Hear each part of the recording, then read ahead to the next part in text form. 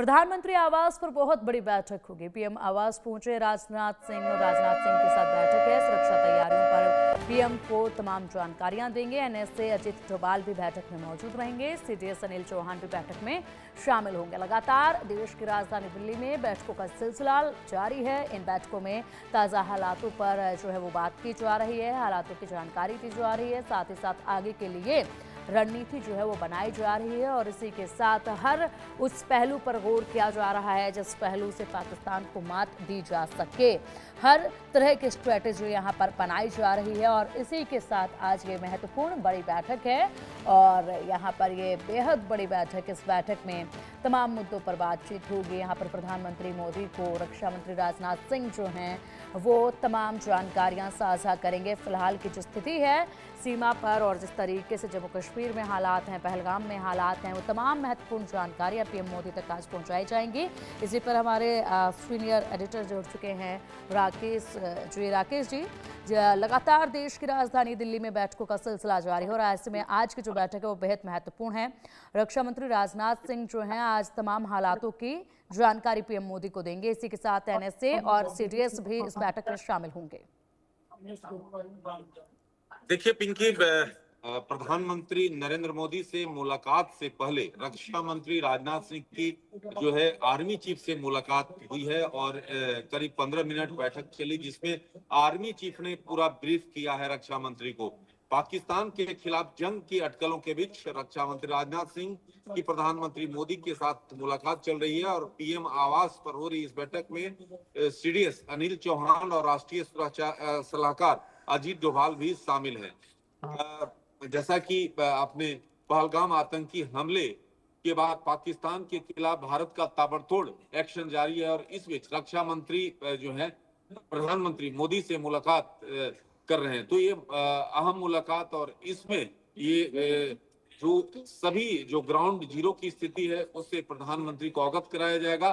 साथ ही साथ आखिरकार आर्मी की क्या क्या तैयारी है उससे भी प्रधानमंत्री को ब्रीफ किया जाएगा, क्योंकि इसमें राष्ट्रीय सुरक्षा सलाहकार अजीत डोभाल के साथ साथ सीडीएस अनिल चौहान भी हैं।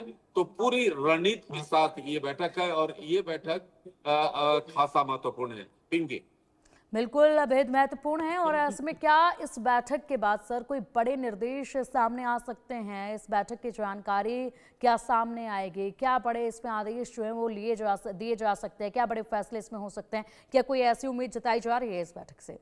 देखिए, 20 बैठक की जहां तक बात है, आर्मी चीफ ने पूरे डिटेल जो जानकारी शेयर किया है, क्योंकि आपने देखा था कि कल देर रात भी बैठक हुई थी और बीएसएफ के डीजी जो है केंद्रीय गृह मंत्रालय पहुंचे थे, क्योंकि इंटरनेशनल बॉर्डर पर जो बीएसएफ जो है तैनात है। तो ऐसी स्थिति में पूरी व्यू रचना पर विचार सरकार जो है तेजी से काम कर रही है, जहां एक तरफ जो है प्रतिबंध, दूसरी तरफ जो है कार्रवाई। तो पाकिस्तान पूरी तौर पर हिलमिलाया हुआ है और आपने देखा कि आखिरकार किस तरह से जो खबरें हैं कि बिलावल का परिवार कनाडा पहुंची है, तमाम चीजें की जानकारी आ रही है।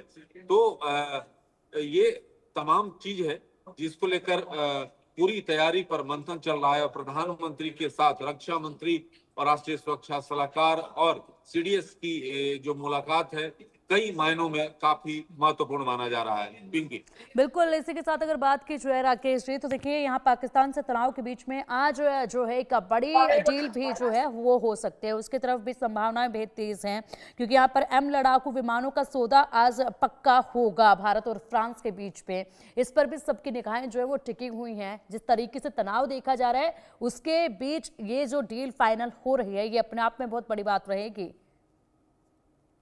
चीजें हैं कि कुछ बड़ा होने वाला है और क्योंकि लगातार प्रधानमंत्री से रक्षा मंत्री की मुलाकात और बैठकों का दौर चल रहा है। प्रधानमंत्री ने कल भी जो मन की बात में जो बातें बोली उसके मायने साफ हैं। अब समय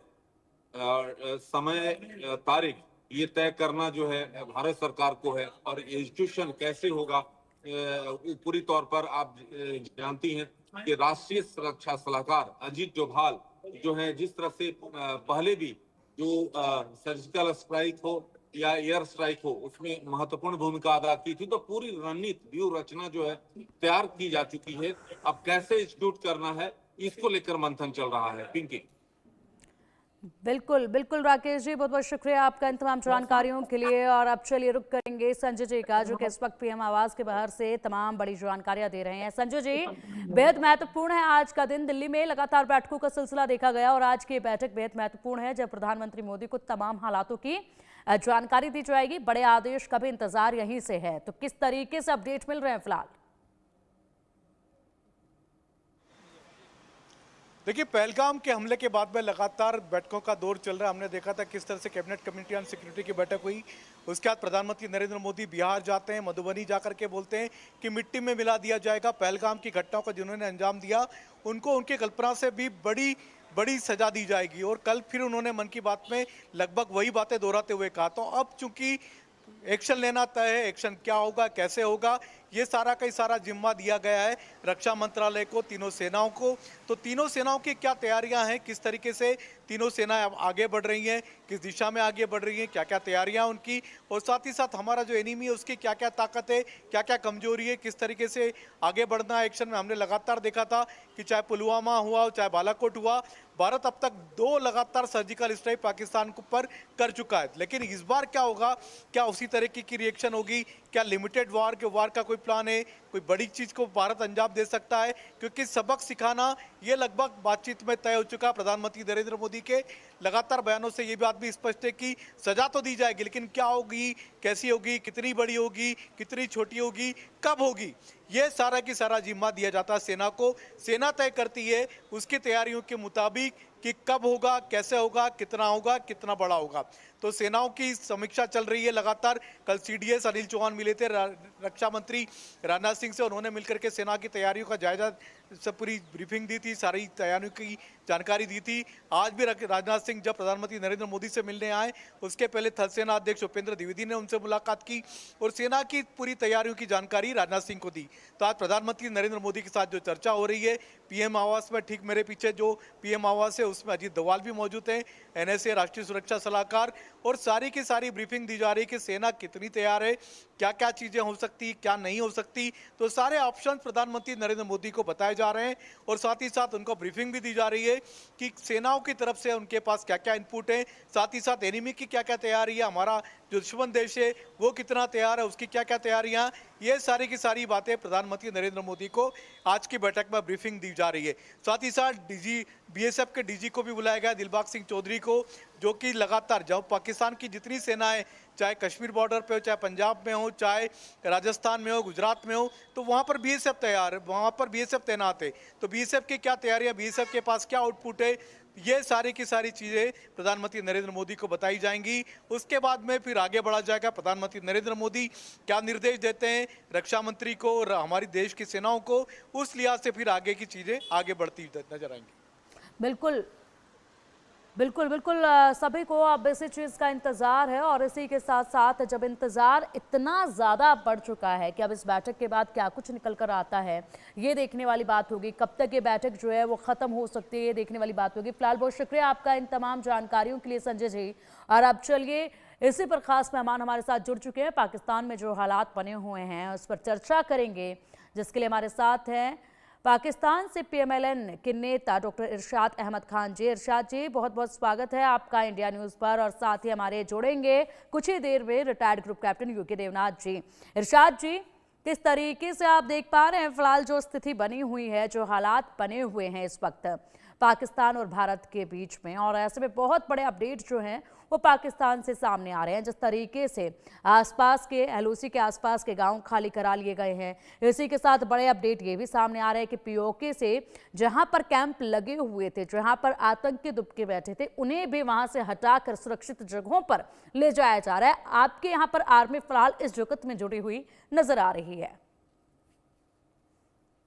बहुत शुक्रिया जी। पहले तो पिंकी मैं ये कहूंगा कि जितनी भी ख्याली पुलाव हिंदुस्तान ने पकानी है दहशतगर्दी की, पकाते रहिए आप। हम दहशतगर्दी के खात्मे पे लगे हुए हैं, हम खात्मा करते रहेंगे। और आपको भी खुदा करे कि आप कह रहे थे अभी, आपकी मैं इंट्रो में पूरी बातें सुन रहा था कि आप लोग प्लानिंग कर रहे हैं और पता नहीं क्या क्या बना रहे हैं। तो मैं कहता हूँ कि खुदा करे कि कोई ऐसी होश हो, आपके वजीर आजम को होश में कोई फैसले ऐसे करें, होश में कुछ बेहोशी में कुछ ऐसा ना कर दें कि हिंदुस्तान पाकिस्तान तबाह हो जाए। आप ये याद रखिए पिंकी, इतनी मुस्कुराहट आपकी और हमारे चेहरे की मुस्कुराहट, अगर एक भी पटाखा चल गया आपकी तरफ से या हमारी तरफ से, मुस्कुराहट भी गई और हम भी गए। तो ये चीजें देखें आप इरशाद लोग भी जी, थोड़ा ख्याल करें, इरशाद जो जी, मीडिया के लोग इरशाद हैं, जी, जो आप लोग आपने देखिए, अभी इरशाद जी, जो आपने अभी कहा है, अब मैं यहाँ पर एक चीज आपको बोलना चाहूंगी।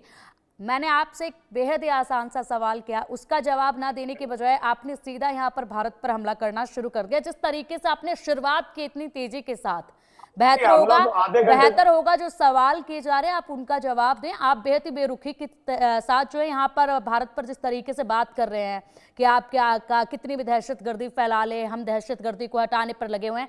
पूरी दुनिया जानती है कि दहशतगर्दी कौन फैलाता है, पूरी दुनिया जानती है दहशतगर्दों को कौन पालता है, और पूरी दुनिया को बखूबी ये तस्वीर नजर आती है। लेकिन बावजूद उसके जिस तरीके से आप इल्जाम लगा रहे हैं वो सरासर गलत है। इस पर आप जरा ध्यान दीजिएगा। आऊंगे आपके पास, बड़ा अपडेट है, उसी के साथ आपसे और अधिक जानकारी मैं लेने की कोशिश करूंगी अगर आप देना चाहेंगे तो।